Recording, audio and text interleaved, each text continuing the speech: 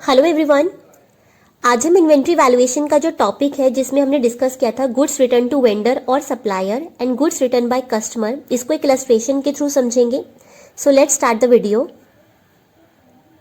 So this is the illustration number 9। In question ने बोला है कि A and company supplies the following information. उन्होंने बोला कि 1 अप्रैल को हमारे पास ओपनिंग बैलेंस है 300 यूनिट्स का 33 पर।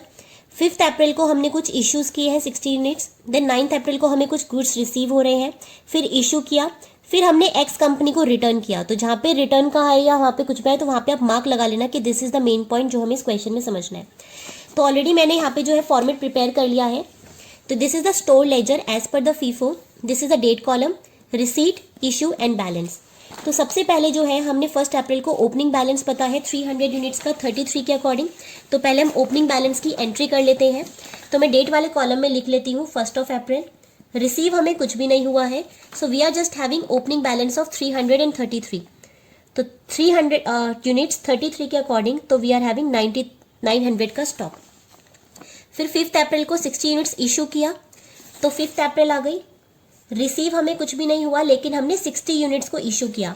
तो फीफो के अकॉर्डिंग जब हम इशू करेंगे तो सेम रेट पर करेंगे। तो 60 यूनिट्स 33 के अकॉर्डिंग 1980।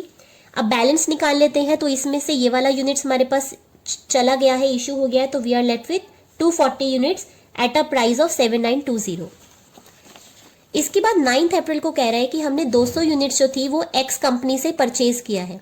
तो 200 यूनिट्स 24 रुपी के अकॉर्डिंग। तो 9 अप्रैल को 200 units at the rate of 24, तो यानी कि टोटल हमने 4800 का सामान परचेज किया।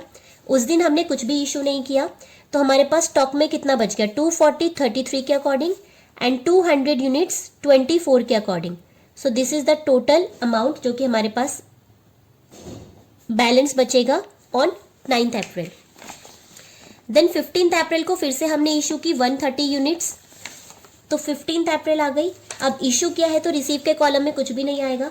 तो 130 यूनिट्स हमने इशू किया, तो देखो फीफो मेथड है तो 33 पे जाएगा। तो 33 के अकॉर्डिंग हम उसे इशू कर देंगे 4290। तो इसमें से ये वाली यूनिट्स हमने इशू कर दी, तो वी आर लेफ्ट विद 110 33 के अकॉर्डिंग, जो कि आता है 3630 एंड 200 पूरे का पूरा स्टॉक हमारे पास बैलेंस बच जाएगा 24 के अकॉर्डिंग एंड इट इज 4800। अब आता है हमारे क्वेश्चन का मेन पंच, दैट इज 21 अप्रैल को हमने 50 यूनिट्स रिटर्न कर दी एक्स कंपनी से। अब देखो एक्स की कंपनी से हमें कितना सामान मिला था, 200 यूनिट्स मिली थी। तो अब देखो क्या आपके पास 200 यूनिट्स का सामान अभी भी रखा है कि नहीं रखा। क्या आपके स्टोर में अभी भी 24 के अकॉर्डिंग कोई स्टॉक रखा है जिसकी वैल्यू 24 है। तो देखो 24 के अकॉर्डिंग मेरे पास अभी भी स्टॉक मुझे दिख रहा है। तो मैंने बोला था कि अगर आपके स्टोर लेजर में आपको वो वैल्यू दिख रही है जिसपे आपने सामान परचेज किया था, आपने इन्वेंट्री परचेज की थी, तो आप उसे उसी प्राइस पर वापस ले लोगे, उसी प्राइस पे आप उसे रिटर्न कर दोगे। तो मैंने यहाँ पे डेट डाल दी 21 अप्रैल। अब देखो मैंने रिटर्न किया है, रिटर्न करने से क्या होता है, स्टॉक हमारा चला जाता है। तो जब हमारा स्टॉक चला जाएगा तो हम उसे इशू के कॉलम में दिखा देंगे कि स्टॉक जो है वो 50 यूनिट्स चली गई एंड 24 के अकॉर्डिंग दिखाएंगे। देखो मेथड हमारा फीफो है लेकिन हम उसे इशू कर रहे हैं उस प्राइस पर जिस पे हमने उसे परचेज किया था, that is the acquisition price. FIFO हो, लीफो हो, वेटेड एवरेज हो, कोई फर्क नहीं पड़ता। अगर हमने जिस प्राइस पे परचेज किया था वो प्राइस हमारे लेजर में दिख रहा है तो हम उसे उसी प्राइस से कम करेंगे। तो 24 का हमारे स्टॉक में दिख रहा है लेजर में, तो हम उसे 24 पे ही अपनी वैल्यूज को कम कर देंगे। तो 50 का स्टॉक चला गया 24 के अकॉर्डिंग, तो वैल्यू आ जाएगी 1200। तो हमारे पास कितना बैलेंस बच जाएगा, देखो 1100 तो एज इट इज आ जाएगा। उसमें से 200 में से 50 यूनिट्स तो हमने रिटर्न कर दिया, तो एक्स की हमारे पास कितनी रह गई 150 यूनिट्स 24 के अकॉर्डिंग। तो ये बैलेंस हो जाएगा 3630 एंड ये वाला हो जाएगा 3600। तो हमने 21 अप्रैल की भी एंट्री कर दी। देन 24 अप्रैल को हमने इशू किया 160 यूनिट्स। तो बाकी तो आगे सेम ही है, जैसे हमने 24 अप्रैल को इशू किया है तो इशू के कॉलम में आ जाएगा।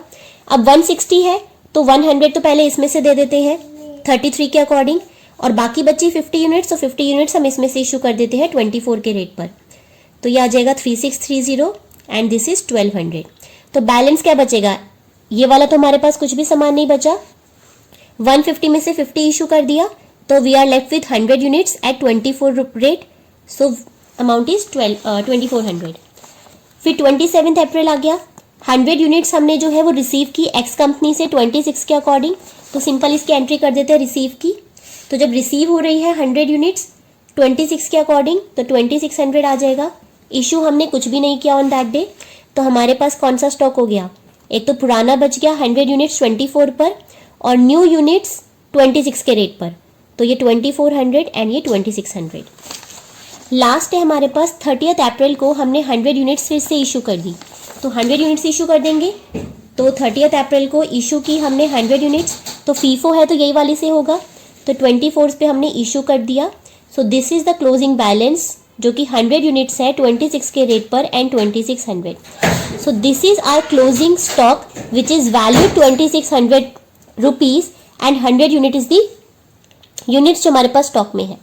तो आपने ध्यान रखना है इस क्वेश्चन के अंदर सिर्फ कि अगर हमें अगर हमने सप्लायर को रिटर्न किया है तो कि जिस सप्लायर से हमने परचेज किया था क्या उसका रेट हमारे लेजर में अभी भी शो हो रहा है कि नहीं हो रहा है।